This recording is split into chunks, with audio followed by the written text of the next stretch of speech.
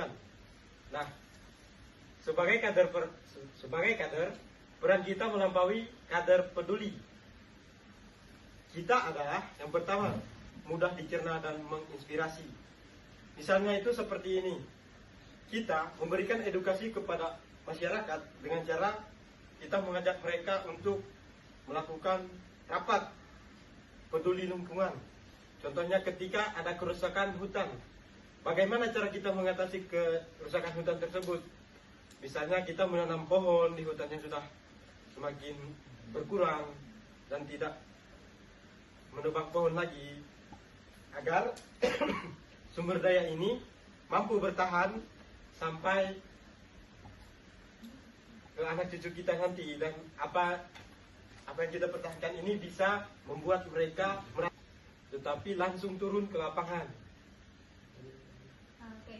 Baik, saya akan menambahkan untuk penggerak aksi ini untuk bagian mengorganisir. Nah, di bagian kehidupan kita yang zaman sekarang, orang akan melakukan penebangan secara liar. Nah, di situ bagian untuk mengorganisir dan memimpin aksi nyata, bagaimana cara kita memberikan efek jerah kepada oknum yang melakukan hal tersebut, atau kita bisa membuat efek jerah atau sejenis hukuman agar tidak berkelanjutan lagi hal-hal yang seperti itu. Itu untuk bagian mengorganisir tadi atau memimpin aksi nyata. Seperti yang kita tahu bahwa kayak namanya masyarakat banyak yang ngeyel ya kan. Udah dikasih misalkan dilarang membuang sampah pun mereka tetap membuang sampah kan. Nah, bagaimana kayak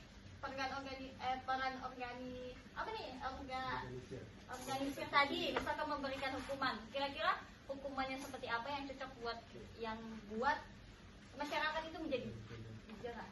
Oke, seperti yang kita tahu di sini kan kita mempunyai hutan adat, yang terutama di sini kita dilindungi. Apabila mereka melanggar hal tersebut, kita bisa menggunakan sanksi adat supaya mereka mempunyai efek jerah dan mempunyai rasa takut, sehingga secara tidak langsung mereka akan menyelaraskan hal ini dengan kehidupan mereka. Oh, ternyata ular ini berkontribusi penting ke dalam kehidupan kami. Dia memberikan apa yang kami butuhkan, seperti air tidak berkurang lagi. Gimana? Tapi kalau misalnya ini kan di lingkungan Megamas nih, Ya. Nah, itu kan orang-orangnya kan pasti dari berbagai daerah. Ya. Nah, hukuman apa yang cocok kira-kira untuk mereka yang bertindak negatif seperti membuang sampah? Oke. Di luar adat tadi. Oke. Kalau hal tersebut, menurut saya ini harus keputusan dari RT ataupun RW setempat. Yang dimana dalam hal ini kita harus memberikan sanksi. Apabila hal tersebut terus dilakukan, tentu di sini seperti yang telah terjadi kemarin, di mana pada hal ini seperti yang membuang sampah di parit-parit akan dikenakan sanksi sebesar 500.000. Satu sampah 500.000. Nah, hal ini yang dapat membuat mereka itu jerah ataupun takut dalam melakukan hal tersebut.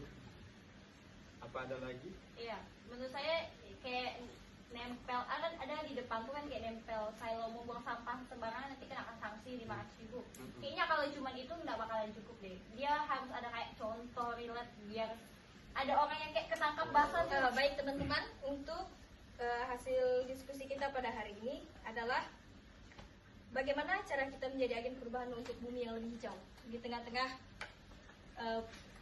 permasalahan bumi kita yang terjadi pada kita saat ini. Nah, kita sebagai kaum muda, kita juga dapat menjadi penggerak, dapat juga menjadi pelindung untuk bumi kita, dan dapat membentuk sebuah organisasi kecil yang dimana nantinya kita dapat merawat bumi kita dengan baik dengan cara menanam pohon kembali untuk kehidupan berkelanjutan demi anak cucu kita. Oke, terima kasih untuk kita semua.